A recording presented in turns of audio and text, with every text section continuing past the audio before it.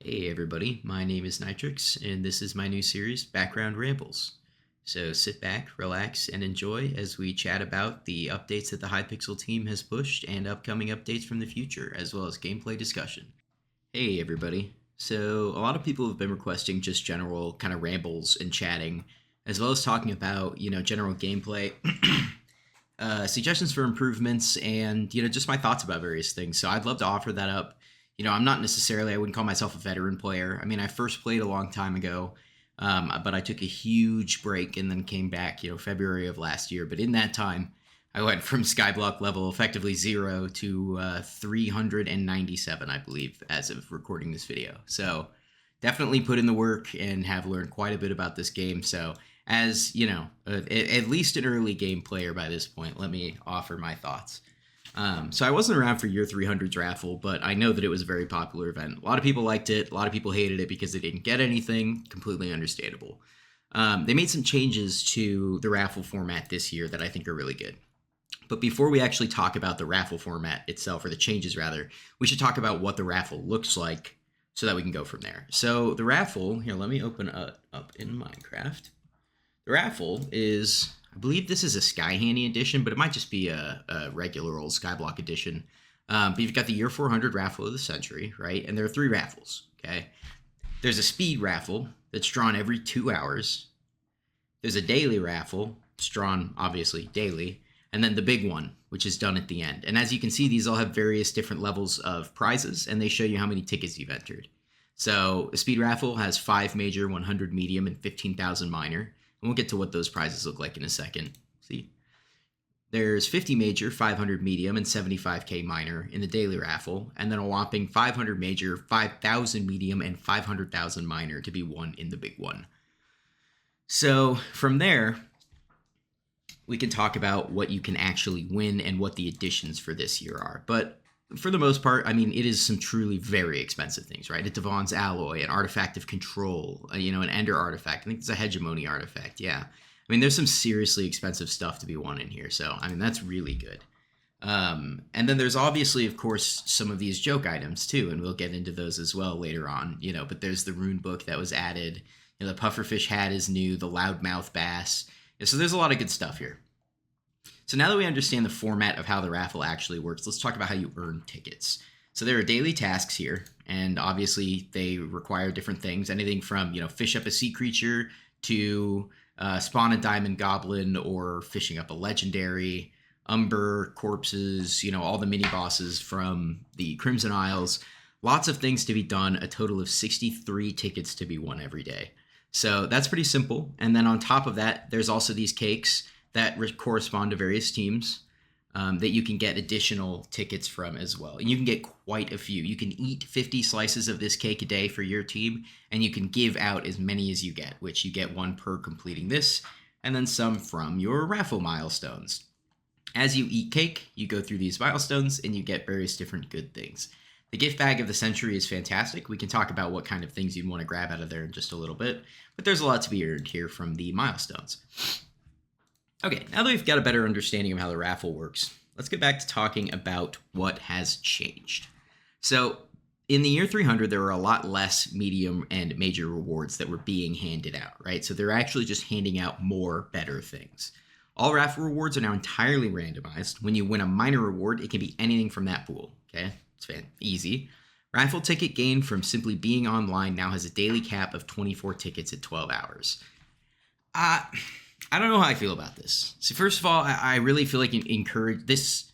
This is Hypixel Skyblock. When you say that there's a cap on something, a majority of people are going to see that as the bare minimum to be done.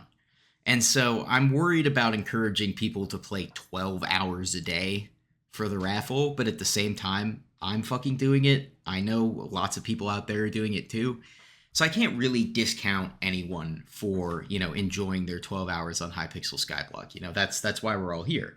But at the same time, you want everybody to be healthy. You want everyone to take care of themselves. So this encouragement of 12 hours is tough. Then on top of that, the burden to the servers has been insane. I've seen up to 60,000 people online at the same time, when normally I see, 20 to 30 at most. That really felt like it came out of nowhere because of this 12 hours thing. And granted, people would be online no matter what because they're excited about year 400. There would be more people. But there's more people on consistently, and I think a lot of those people are also AFKing. And so this is putting a lot of burden on the servers, and things have been crazy laggy lately, trying to do, fishing, trying to do Kudra, trying to do really any of the things that I enjoy doing has been a little rough. You're almost relegated to doing your daily tasks, and then that's all. Farming's okay, but yeah, it's been a bit better today, but yesterday it was pretty abysmal. So yeah, Rhesus, the NPC in the hub, offers 63 daily quests. Completing a daily task rewards with 1 raffle ticket, 1 slice of cake.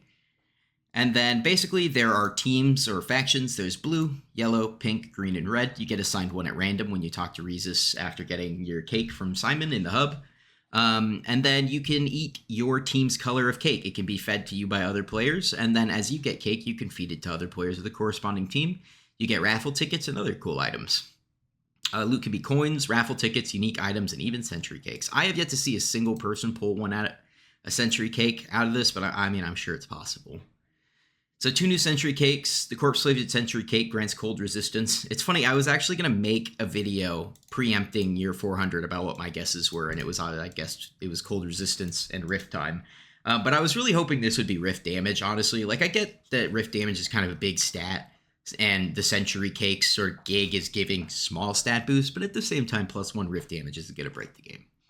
So yeah, there are new raffle rewards now in the year 400 raffle, which I hope everyone has gotten a chance to see by now. Space Helmet, Devon's Alloy, Shatter Locket, Magic 8 Ball. Feel free to pause and read through the list, but there are some very incredible additions, such as a straight up Chimera 5. The Magic 8 Ball is great. Obviously, the Shattered Locket, which makes the Devon's Pendant, is an easy win. Surprised to see the Artifact of Control in here. I don't know if it was in there last time, but that is a big one. So yeah, that's really something. The medium rewards. Now the new one, I guess this wasn't there, otherwise it would have said new, huh? Who knows? So the new one, Diana's Bookshelf. This is pretty funny. It's essentially Diana's Bookshelf is to Chimera 1 as Necron's Ladder is to Necron's Handle. You get 6 Chimera drops that get saved on the item. Once you complete it 6 times, or once you get 6 drops and you complete it, you can complete it 1 time and you get the stat bonus, just like Necron's Ladder. It appears as if they have some intention to add this to Shen's Regalia, the Regalia room, which can be accessed with Shen's Regalia sometime after year 400, which was hilariously vague, but who cares? Some interesting things in here. It's funny that they don't note that things like the Perfect Plate are a new addition. I mean, it couldn't possibly have been in the year 300 raffle. Same with Prismatic, but fucking, what do I care? Let's talk about the new minor rewards, because these were honestly the things that I was the most excited for. I still have yet to find out what this is, which I probably should Google it, but it's honestly more fun to find out on my own, right? The Century Party Invitation. I can show you that one in game. In fact, I have almost all of these items, but let's look at them in game so that we can actually see, what they do. So the Rune Book is one of the new ones. It's essentially a rune crafting wisdom item that scales its rarity with how many digits are on the counter of runic mobs that you've killed. So pretty simple one. Get it to 10 or whatever, and it's mine is uncommon at base. This one's common accessory, but I got mine from the raffle milestone. This gift bag of the century allows you to choose a minor reward. And that one's definitely the best out of them, in my opinion. So yeah, there's the Rune Book, which, very expensive, very good. Too good to pass up on. It can go all the way up to Legendary if you can recombobulate it, which I'm not sure if you still can. They disabled it for a while, but, at the time of making this video, I'm pretty sure that you can't. But if you can in the future, I assume they'll re-enable it and go up to Legendary. So, pretty cool. The Mysterious Package. Correctly dispose of this item to permanently gain +1 Fishing Wisdom and 250k coins. Paint Drying Simulator, offering carpentry wisdom. You literally just sit there for different colors and stare at them until paint dries. It says that it demands your full attention, but I stared at it for 10 minutes, and I think I just got punked. So there's the Loudmouth Bass, who offers fish food and social XP as compensation when you beat people in a duel. It's a little odd. You can lose yours, and it upgrades in rarity, and yeah, I haven't really tested it yet, but it's kind of goofy. Fruit Bowl. farming wisdom and 250k coins if you get the fruit name of all these different profiles. You just click on the applicable person. There is the Century Party invitation, which again is social wisdom and coins if you get all the various different colors of possible level. You just click on them with the item, and then it is a permanent bonus, and it resets the item. So let's see, there's Small Brain 3, which once you max this out, it gives minus 15 intelligence and plus 3 true defense. Let's see, what else is new? I think that's everything in that regard. So let's go back to here. Mysterious package. I have no idea what's in there. So yeah, new raffle milestones. We kind of already chatted about those, but new fish, pet skin, emblems, all that good stuff. Pretty fun. Participation rewards. Compensation rewards have been adjusted this time around. Failure to win a speedier daily raffle grants +1 cake slice for every 5 tickets you entered without winning. You can get a lot of tickets in one raffle, so that can grant you quite a bit of cake. All players who contribute 50 plus tickets, which is incredibly easy, I mean, that's 1 day's worth of work, not even, to the big one will receive 1 century cake as a participation award once it rolls. So that's pretty awesome. Yeah, and then a couple of quick hot fixes. Again, I don't know why they disabled recombobulators on runebooks. They might add it, they might fix it, who knows. So yeah, I mean, there's a cap of 50 cake slices eaten per day, which... it's fine. I mean, it's like putting a cap on gifts. There's not really a huge reason to, but I get it. If everybody's raffle entrances are scaled up, then it doesn't really mean anyone gets anything more than anyone else. But I understand the spirit of fairness and spirit of putting a cap on things. I mean, we already saw that with the 12 hours bit. So yeah, that's pretty much everything about year 400. I've offered, a good few bit of praise, a little bit of criticism. I think this has its ups and downs. It's far better. Oh, wow. Somebody that I know won an artifact of control. That's awesome. It has its ups and downs. It's good in some ways and it's bad in others. It doesn't necessarily deliver what everybody wanted, which is, a huge win, but that's not possible. So, some people are going to get, a fucking powder pumpkin and that's it. And some people, like this guy, are going to drop an artifact of control or a hegemony or something like that. So you can really only do so much with things like this. It's fun no matter what. So lots of free items, lots of free shit to give away, lots of fun, goofy new items.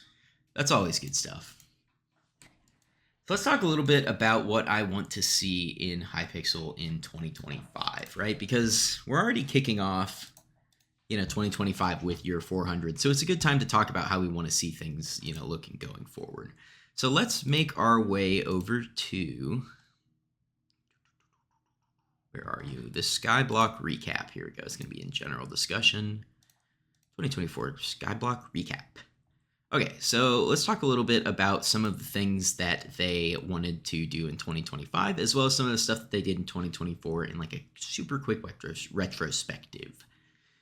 So, yeah, we don't even need to go over the small stuff because it's kind of just something like tab list and other changes for March doesn't really feel like much of an update, but, and when those things came out, they were good. They were positive changes, and that's really all that matters. So yeah, they had several goals for the year. Honestly, these are the 4 big ones: Glaciite Tunnels, Foraging Update, lol, Better Mares, and the Rift Mountaintop. So yeah, I mean, 3 of these were delivered. Rift Mountaintop is beautiful. I love it. Glaciite Tunnels is fantastic. I absolutely love it. When they updated it the second time and really kind of fleshed it out a bit more, I started to thoroughly enjoy it. I'm also a big Hoppity guy. I think I'm rank 430 or something like that for Hoppity. So, I mean, I'm a big Hoppity guy. I do enjoy it. I do enjoy farming the various different rabbits. I enjoy the cookie clicker aspects of things. I really do. So that's awesome.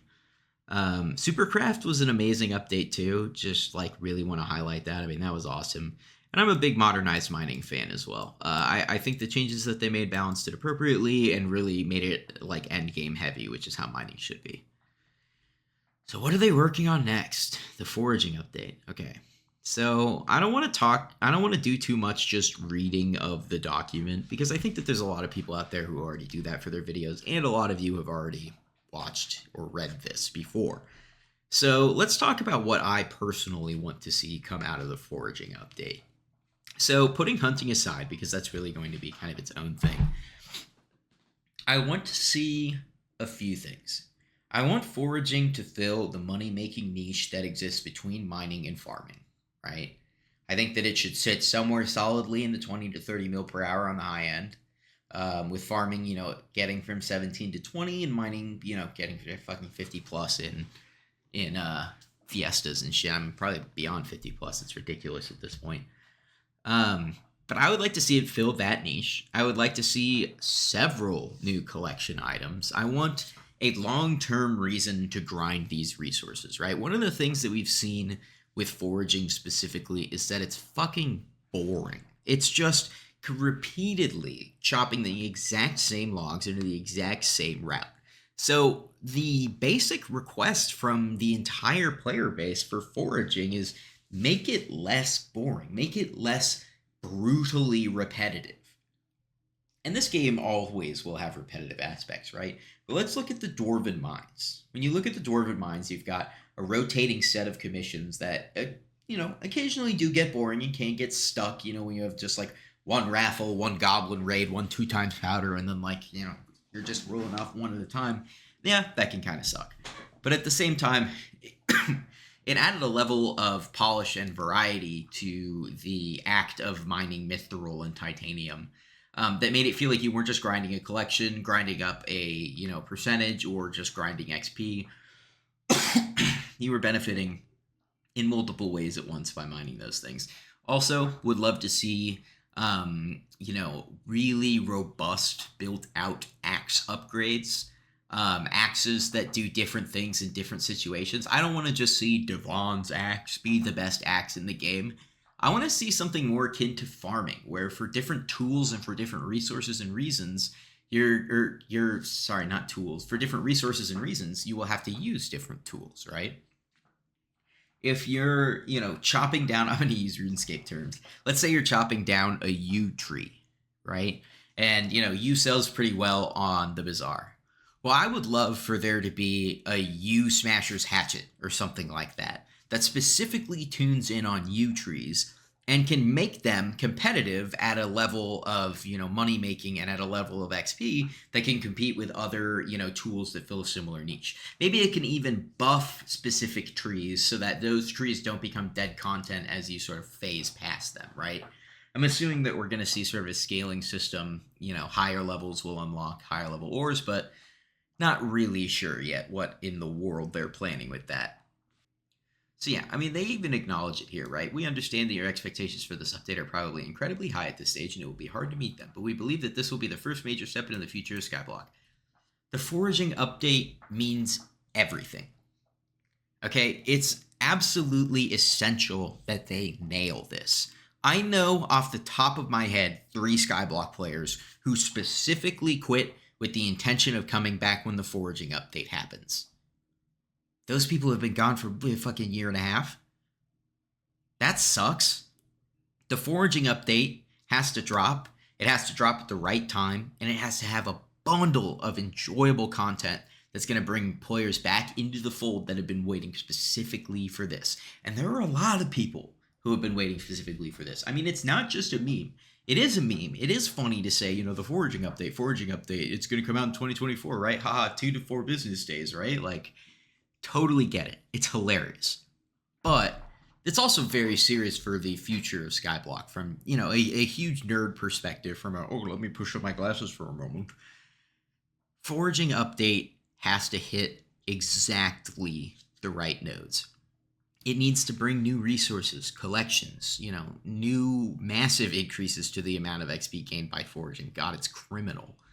It needs to tie in with other parts of the game. It needs to tie in with other parts, other skills.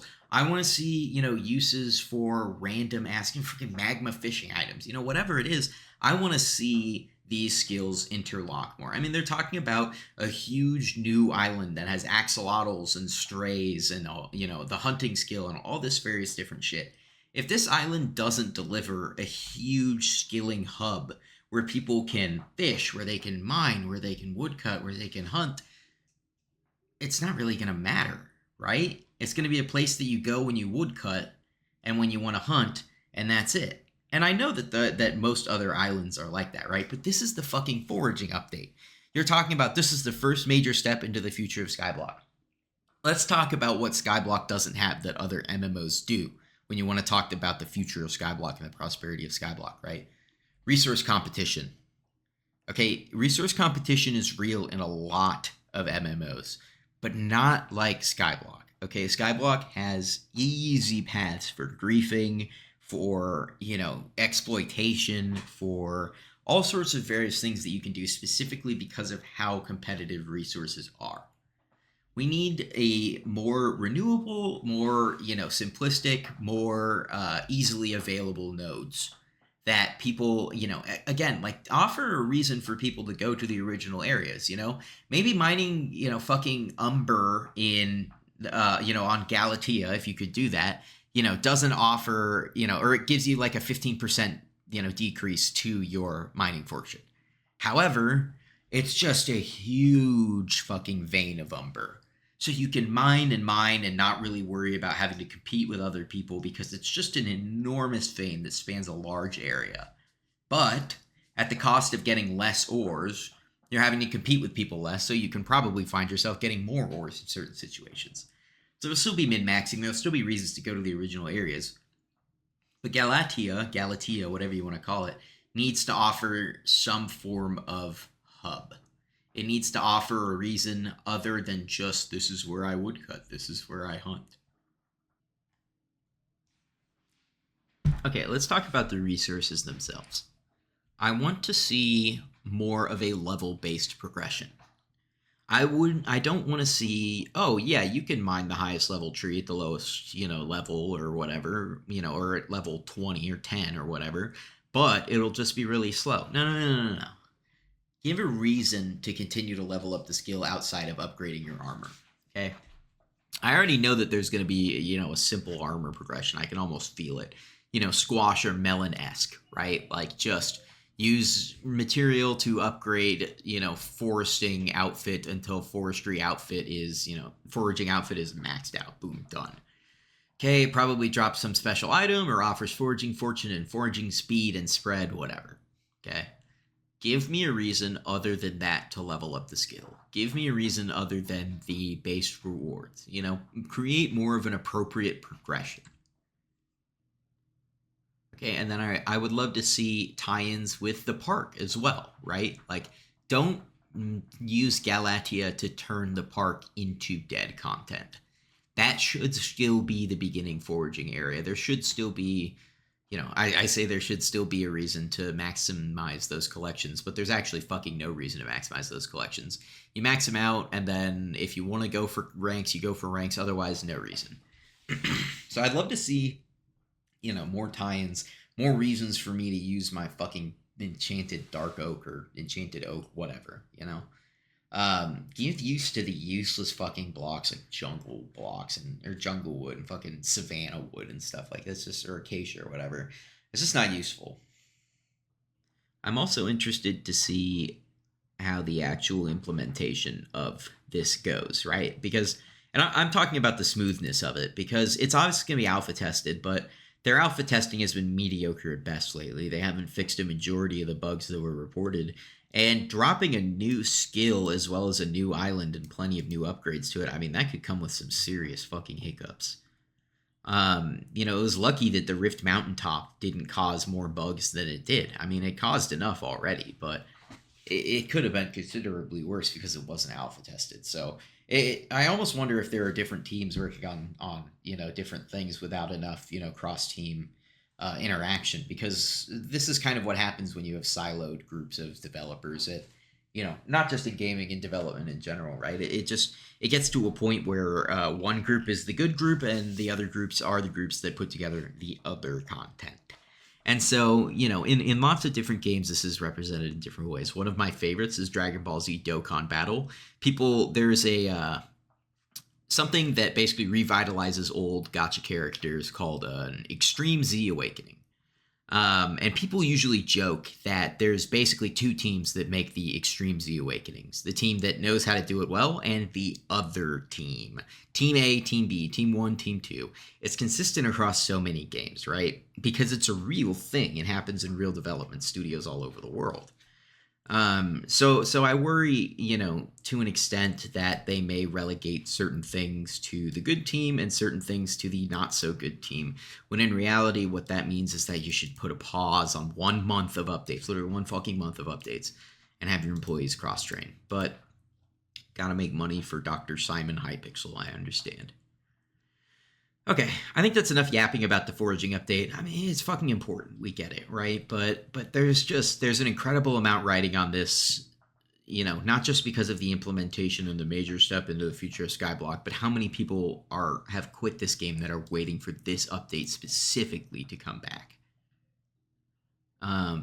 Let's talk about, their currently planned updates, okay? The Great Glaciate Lake. I'm looking forward to this. I'm a big fishing guy. I love to see high-level fishing content added to the game. I love to see fishing skill 35 plus. Love that. Interested to see what the fuck a submerged scrap is. But yeah, I mean, there's basically, Great Glaciate Lake is an addition to Glaciate Tunnels. There's going to be sort of, tuning of cold resistance and, various different things. Penguin Pet will finally become useful. They're going to introduce glaciate sea creatures, several new glaciate mine shafts, some of which will contain content outside of mining. Again, this is what I'm talking about, high-level skilling hubs. People love this kind of stuff. The Great Glaciate Lake will have an offering system. Players could throw offerings into the lake, usually in the form of gemstones, and their next glaciate mine shaft is more likely to be of that gemstone type. Cool, simple, useful. The Great Glaciate Lake will be the means through which you obtain your next super rare piece of equipment, following on from the Pendant of Devon. God bless. Please give us a fat fishing moneymaker. You know what I mean? I would love the idea of just fishing for ages to get an ultra rare drops. I mean, I love it. I love it. I'm sure that there are some Iron Men out there that are cringing in fear and hatred of having to do all of that, but I personally, as a humble fisherman, I thoroughly enjoy it. Experimentation table RNG meter. We already have this in the game. Pretty straightforward, pretty useful. Thanks, guys. Iron Man W's. I mean, they haven't really gone a lot into what Iron Man W's is going to look like other than, the cosmetic auction house and the Iron Man exclusive Dark Auction, which is going to help out main players too, because there's a lot of Iron Men out there overbidding. So yeah, the Year 400 event, again, we already went through the changes that happened there. No new Slayers or levels of Slayers were released in 2024, and they do not want to continue that trend deep into 2025. And so they will likely, that gives me the vibe that they'll release something probably mid-year for new Slayer content. Thinking probably T5 Tarantula, T5 Wolf, something like that. Chocolate Factory V4. Okay. An RNG meter. Thank God. I hope mine's completely full in retrospect because, I've missed 10 hoppities at most. I've done basically all of them. A new Rabbit Faction Tower, which let you select a faction to find rare eggs that be traded to other people. Again, this is pretty awesome because it adds it more into the economy. Makes a little bit more fucking sense. With chocolate not being so worthless. Or maybe it won't even be chocolate, but, just the chocolate factory itself not being so worthless in terms of the items that it offers. A new unique tower that will allow you to get unique rabbits that will remain in your possession as long as you pay enough coins to keep them. Year of the Seal. It's basically just a fishing update. Includes the Year of the Pig Techno event. God bless. Rest in peace. But that's pretty cool that they're implementing, other zodiac signs and bringing back the Year of the Pig event. I think that being, a nice tribute to Techno and his lasting impact on the game. That's pretty awesome. So yeah, they also mentioned that they're working on a multi-part garden update that adds new gameplay options and explores other areas of farming. So I'm interested in what that looks like. I'm assuming it's probably an animal handling type of thing. So yeah, and then they sort of have a little blurb on resource packs here, but they look nice. This is actually a nice setup.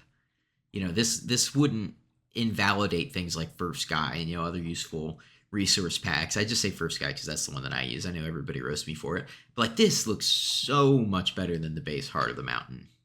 And this looks far better, though it looks a little bit, confusing, a little bit too, over the top with this sort of central piece here. I like the usefulness of this. I like the look of it. I like that it's not just everything's on the bottom and then a bunch of shit here. There's actually some nuance to it. There's actually some nice display here. I just like to see this cleaned up a little bit so that everything isn't so separated out.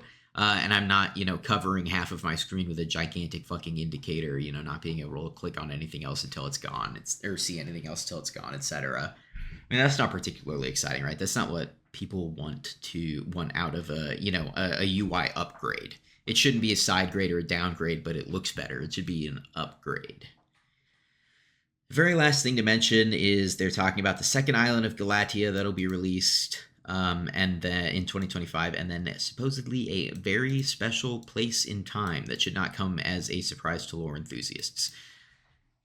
It's giving me Rift vibes, obviously, from the word time and the word lore. But at the same time, I mean, there's a lot of lore in this game. There's, Nether lore that still has yet to be unfurled. There's, Necron / Witherlord lore that still has to be unfurled. So there's a lot. But yeah, I mean, I find this to be an encouraging look forward, right? Like, I think that a lot of people complain about the rate of updates that we receive, but at the same time, I think that people they get an update, it happens, and then they completely forget about it.